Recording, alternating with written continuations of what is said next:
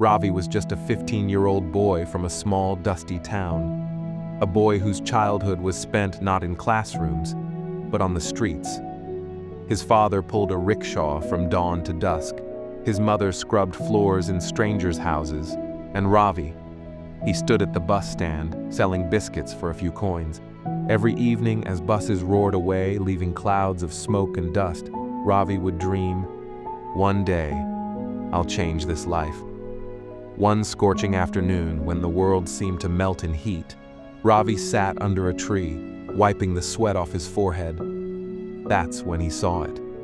A black leather bag lying near the bench. He looked around. Silence. No one in sight. His heart started pounding. Hands trembling, he unzipped it. Inside, bundles of cash, thick and heavy. For a few moments, he just stared. It didn't feel real. He could hear his heartbeat echo in his ears. A whisper rose in his mind. Should I take it or give it to the police? Another voice said softly, maybe. This is my only chance. My only way out. The next few days were like a dream. Ravi bought new slippers, t-shirts, samosas, and cold drinks. For the first time, he wasn't invisible. Boys who once laughed at his torn clothes now called him brother. Among them were Arjun and Samir, older boys who played cards for money. One evening, Arjun smirked. "Ravi, you've got cash now. Why don't you try your luck?" Ravi hesitated, then smiled nervously and joined. At first, luck smiled back. He won a few games. The thrill was intoxicating. But slowly, greed crept in. The games got bigger, the stakes higher, and soon, Ravi was losing more than he ever won. A week later, the bag was almost empty. When he asked Arjun for help, Arjun just laughed. "Bro, we're not here to fund your losses. Handle yourself."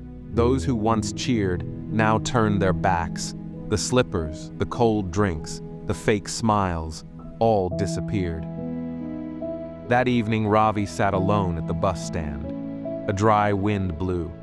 He clutched an empty biscuit packet and whispered to himself, "Money without hard work disappears faster than it comes." Tears welled in his eyes. For the first time, he didn't feel poor. He felt empty.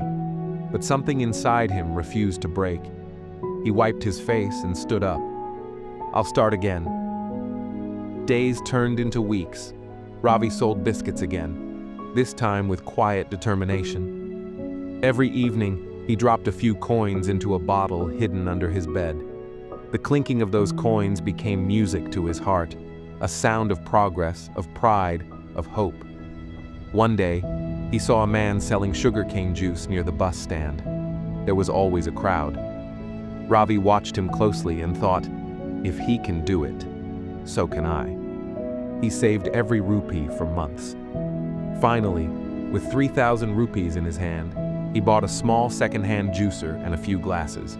He set up a tiny stall under a banyan tree. The first day, he earned 120 rupees. By the third month, 400 rupees a day. His hands smelled of sugarcane and sweat, but this time, each rupee carried dignity. One afternoon, his school teacher, Mr. Verma, stopped by. "Ravi, you started this on your own?" he asked, eyes filled with admiration. Ravi smiled shyly. "Yes, sir. No shortcuts this time."